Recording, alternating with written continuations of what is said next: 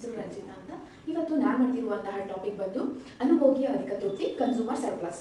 ಈ consumer surplus ಅನ್ನುವಂತಹ ಪರಿಕಲ್ಪನೆಯನ್ನು ಯಾರು ಮೊದಲ ಬಾರಿಗೆ ಕೊಟ್ಟರು ಅಂತ ಅಂದ್ರೆ ಫ್ರಾನ್ಸ್ನ ಜೂಲ್ಸ್ ಡಿಬಿಟೋ ಮತ್ತೆ ಇಂಗ್ಲೆಂಡ್ನ ವಿಲಿಯಂ ಸ್ಟ್ಯಾನ್ಲಿ ಜೀವನ್ಸನ್ ರವರು ಕೊಡ್ತಾರೆ. ಮತ್ತೆ ವೈಜ್ಞಾನಿಕವಾಗಿ ಯಾರು ಅಧ್ಯಯನ ಮಾಡಿದ್ರು ಈ ಕನ್ಸ್ಯೂಮರ್ ಸರ್ಪ್ಲಸ್ ಅಂದ್ರೆ ಆಲ್ಫ್ರೆಡ್ ಮಾರ್ಷಲ್ ರವರ ಪ್ರಕಾರ ಅನುಭೋಗಿ ಅಧಿಕ ತೃಪ್ತಿ ಅಂತ ಅಂದ್ರೆ ಕೊಡಲು ಸಿದ್ಧವಿರುವ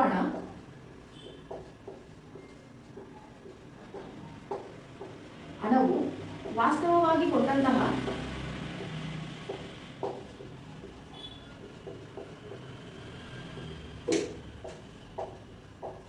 ಹಣಕ್ಕಿಂತ ಗರಿಷ್ಠವಾಗಿದ್ರೆ ಅದನ್ನ ನಾವು ಕನ್ಸ್ಯೂಮರ್ ಸರ್ಪ್ಲಸ್ ಅಂತ ಕರಿತೀವಿ. ಅಂದ್ರೆ ಇವಾಗ ಉದಾಹರಣೆ ನೋಡೋದ್ರೆ ಇವಾಗ ನಾವು ಒಂದು ಬಟ್ಟೆ ತಗೋಬೇಕು ಅಂತ ಬಟ್ಟೆ ಅಂಗಡಿಗೆ ಹೋಗಿರ್ತೀವಿ.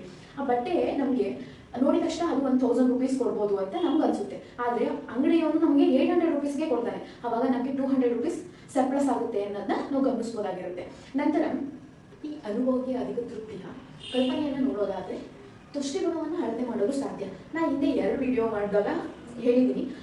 ಈ ಅನುಭೋಗಿಯ ಅಧಿಕ ತೃಪ್ತಿ ಸಮಸೀಮಾಂತ ತುಷ್ಟಿಗುಣ ನಿಯಮ ಮತ್ತೆ ಇಳಿಮುಖ ಸೀಮಾಂತ ತುಷ್ಟಿಗುಣ ನಿಯಮಗಳು ಈ ತುಷ್ಟಿಗುಣವನ್ನ ಅಳತೆ ಮಾಡಲು ಸಾಧ್ಯ ಅನ್ನುವಂತಹ ಕಾನ್ಸೆಪ್ಟ್ ಮೇಲೆನೆ ರಚನೆ ಆಗಿರುವಂತನ್ನ ನಾವು ಕಾಣಬಹುದು.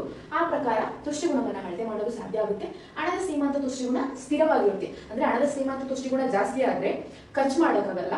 ಹಣದ ಸೀಮಾಂತ ತುಷ್ಟಿಗುಣ ಕಡಿಮೆ ಆದ್ರೆ ಹೆಚ್ಚು ಖರ್ಚು ಮಾಡ್ತಾರೆ. ಅಂದ್ರೆ ಇವಾಗ ನನ್ನ ಹತ್ರ ಜಾಸ್ತಿ ದುಡ್ಡಿದೆ, ನಾನು ಈ ಮಾರ್ಕೆಟ್ಗೆ ಹೋದಾಗ ಹೆಚ್ಚು ಖರ್ಚು ಮಾಡ್ತೀನಿ.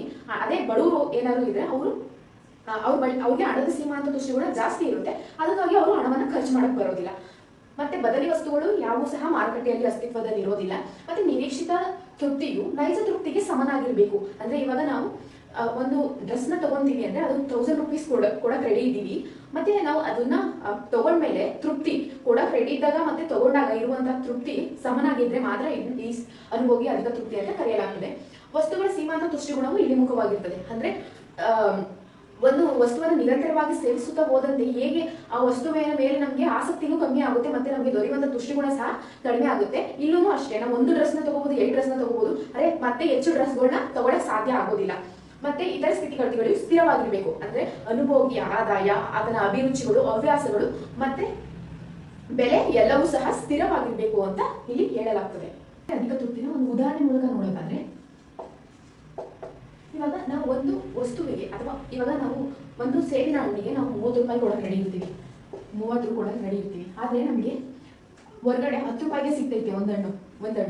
ಅವಾಗ ನಮಗೆ ಇಲ್ಲಿ ಏನಾಗುತ್ತೆ 20% ನಮಗೆ ತುಷ್ಟಿಗುಣ ಸಿಗ್ತೈತೆ. ಅಂದ್ರೆ ಅನುಭೋಗಿ ಅಧಿಕ ತೃಪ್ತಿ ಅಂತ.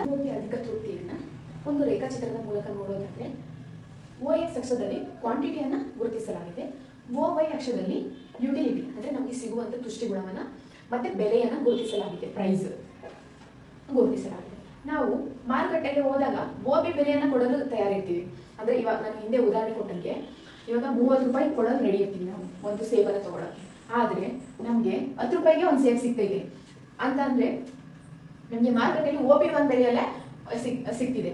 ಅವಾಗ ಎಷ್ಟಾಗುತ್ತೆ 20% ನಮ್ಗೆ ಹೆಚ್ಚು ತುಷ್ಟಿಗುಣ ಸಿಗುತ್ತೆ. ಇದನ್ನೇ ಕನ್ಸ್ಯೂಮರ್ ಸರ್ಪ್ಲಸ್ ಅಂತ ಕರೆಯಲಾಗ್ತದೆ. ಇದೆ ಕನ್ಸ್ಯೂಮರ್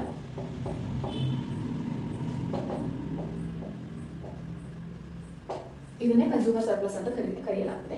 ಮತ್ತೆ ಇದರ ಟೀಕೆಗಳನ್ನ ನೋಡೋದಾದ್ರೆ ಟೀಕೆಗಳೇನಪ್ಪಾ ಅಂತಂದ್ರೆ ತುಷ್ಟಿಗುಣವನ್ನ ಅಳತೆ ಮಾಡಕ್ ಸಾಧ್ಯ ಇರಲ್ಲ. ಅಂದ್ರೆ ಇವಾಗ ತುಷ್ಟಿಗುಣ ಅಂತಕ್ಕಂಥದ್ದು ಮಾನಸಿಕವಾದ್ರಿಂದ ಅದನ್ನ ಅಳತೆ ಮಾಡಕ್ ಸಾಧ್ಯ ಆಗೋದಿಲ್ಲ. ಮತ್ತೆ ಮಾರುಕಟ್ಟೆಗೆ ಹೋದ್ಮೇಲೆ ಅಲ್ಲಿ ಪ್ರತಿಯೊಂದಕ್ಕೂ ಸಹ ಬದಲಿ ವಸ್ತುಗಳು ಇದೇ ಇರ್ತವೆ. ಮತ್ತೆ ಹಣದ ಸೀಮಾಂತ ತುಷ್ಟಿಗುಣ ಸ್ಥಿರವಾಗಿರೋದಿಲ್ಲ. ಯಾಕಂದ್ರೆ ಶ್ರೀಮಂತರಿಗೆ ಹಣದ ತುಷ್ಟಿಗುಣ ಕಡಿಮೆ ಇರುತ್ತೆ, ಯಾಕಂದ್ರೆ ಅವ್ರ ಹತ್ರ ಜಾಸ್ತಿ ಹಣ ಇರುತ್ತೆ. ಮತ್ತೆ ಬಡವರ ಹತ್ರ ಕಡಿಮೆ ಇರೋದ್ರಿಂದ ಅವ್ರಿಗೆ ಹಣದ ಸೀಮಾಂತ ತುಷ್ಟಿಗುಣ ಜಾಸ್ತಿ ಇರುತ್ತೆ. ಮತ್ತೆ ಇದೊಂದು ಅವಾಸ್ತವಿಕ ಕಲ್ಪನೆ ಅಂತ ಹೇಳ್ಬೋದು.